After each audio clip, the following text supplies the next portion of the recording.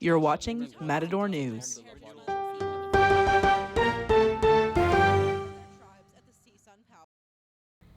Hello and welcome to Matador News. I'm Jess Brumana. And I'm Anthony DeLo. In national news, the Trump administration decision to dismantle diversity, equity, and inclusion now has a deadline. Schools and universities will now have 14 days to eliminate diversity initiatives, or they run the risk of losing federal funding. According to Trump's administration, race can no longer be a factor in scholarships, college essays, or job hiring. The Department of Education has already cut $600 million in funding that went into training teachers in DEI concepts. CSUN, being one of the most diverse campuses in California, will have a lot to think about as it responds to the president's decision. A federal judge refused to block billionaire Elon Musk and the Department of Government Efficiency from accessing government data systems or laying off federal workers. The Trump administration maintains that the layoffs are coming from agency heads. The decision came in a lawsuit filed by 14 Democratic states challenging DOJ's authority to access sensitive government data. In California news, officials are looking for suspects after a CAL FIRE captain was stabbed in her house last night. Captain Rebecca Marodi was found in critical condition at the scene when CAL FIRE paramedics arrived, and while life-saving measures were implemented, they were not able to save her. The incident is being investigated as a suspected homicide by the San Diego County Sheriff's Department, as no details as to why the homicide happened. Democratic lawmakers are trying to pass a bill through state legislature that would prevent minors from using anti-aging products. Assemblymember Alex Lee is spearheading the operation, saying the last thing kids need to worry about is how youthful their skin looks. Lee claims the beauty industry is well aware of this, but won't put in actual work towards responsible behavior. This is the second time this bill has been introduced to the legislature and would prohibit the sale of skin products containing vitamin A, retinol, citric acid, and others to minors. As the dust settles from the 2024 elections, candidates are gearing up for the race to the California governor's office next year. Riverside County Sheriff Chad Bianco is the latest candidate to throw his hat into the ring, one of the more notable Republicans in the state to do so. The odds are stacked against the pro-Trump sheriff, as the last Republican to hold the governor's office in California was Arnold Schwarzenegger in 2006. In campus news, the CSUN Accounting Association hosted a Valentine's Day event to promote networking amongst business majors. Students crafted Valentine's grams, bonded with other students, and learned more about what the club has to offer. By hosting casual events, the club hopes to draw in students interested in gaining hands-on experiences in the world of business. The club plans to visit a law firm soon, where members can experience what working as an accountant is like. Club sports are tying up their laces and gearing up for a new semester. The women's basketball club hosted tryouts earlier this month and are looking to start the season off strong. Anthony DeLo says the team is full of both returning and new players. The CSUN Women's Basketball Club had their tryouts in the early weeks of February. The club started in late 2024, playing in only a couple of tournaments, but this year the players are out to build this club up to a great status. Now that the seniors from last year's team have graduated, these tryouts were more important than ever before. Returning player Daniela Gomez is excited to play this semester as she puts in the effort to work on her personal game. Last year we were getting to know each other still as a team, so we were kind of bringing each other together as a team, not as individual work. We were kind of like focusing on whose strengths, whose weaknesses, kind of seeing how we kind of roll as a group. But now that we kind of know where we stand as a group, it's time to work like individually on our own work in progress. The team saw a couple of new faces on the court. Freshman Charlie Woodfall and senior Abby Ruvalcaba tried out for the first time. Basketball is more than just a sport for these two, and the excitement to get back on the court is evident. Basketball is pretty important to me, obviously, because I've been playing for such a long time. It's kind of just become like an outlet for me, and it's also just great for me to keep up exercise and stuff like that. But yeah, I've made so many friends throughout this sport, so yeah, it's very important to me. I'm definitely having a blast. I look forward to tryouts. I look forward to the practices they have, kind of getting back on the court. I took a break from the court for a while, so it's nice to be back on. There are a lot of responsibilities that rest upon the shoulders of club president Crystal Gamban. With a new season and game day rapidly approaching, she will have to find ways to be a leader on and off the court. They kind of rely on me to kind of facilitate practices.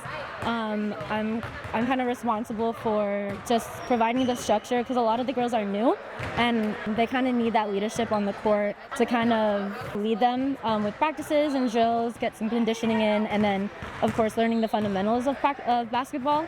So I got to do that, and I used to coach, so it's nice kind of just sharing my knowledge on the court. And then, of course, when we're playing, I get to be a leader when I'm just playing, like not only just in my skill, but when it comes to like sportsmanship and like body language, that's important too. Catch the CSUN Women's Basketball Club go up against UC Irvine at the SRC on February 22nd at 2 p.m. And for the home games in March, the club will face off against UC Riverside on March 2nd and against UC San Diego on March 15th. From the Studio Recreation Center,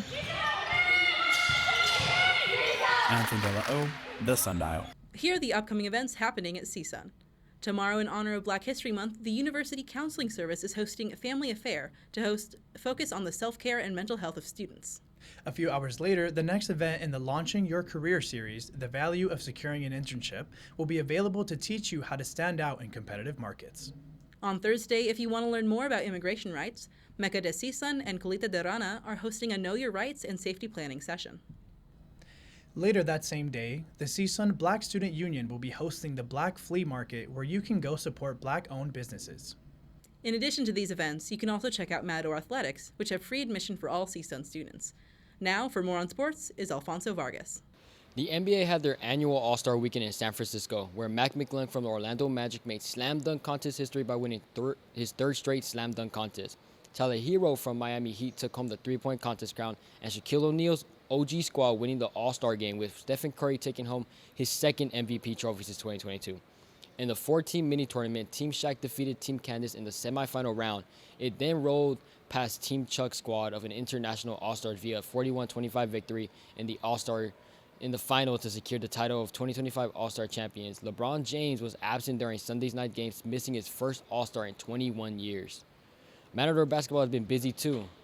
CSUN men's basketball defeated Cal Poly in a thriller 89-85, extending their winning streak to 5 games. For the first time since January 25th against UC San Diego, our reporter Matthew Gonzalez has the highlights. CSUN will travel on the road to face off against UC Irvine this Thursday with huge tournament seedings on the line.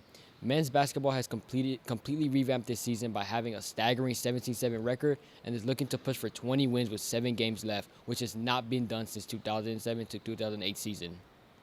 CSUN women's softball stayed resilient throughout the whole game, but ultimately lost 6-2 against Seattle. The team's takeaway from this game is to better capitalize off their opportunities. CSUN's men's volleyball is on a hot winning streak, winning 5 in a row, which includes beating ranked team Pepperdine. The component of the Matador's success so far this season is their discipline and camaraderie. Jalen Phillips is credited with the success of the team for his offensive moves, ranking second in kills in the conference. CSUN gets 5 wins in the Wolfpack Classic. CSUN jumper Jay, Lewison, Tyler Connolly, Chase Mars, James Crawford, and Elijah Ignacio from the men's team. On the women's team, CSUN had numerous athletes setting personal bests. That's all from me here in Redwood Hall. Now back to you. Thank you, Alfonso.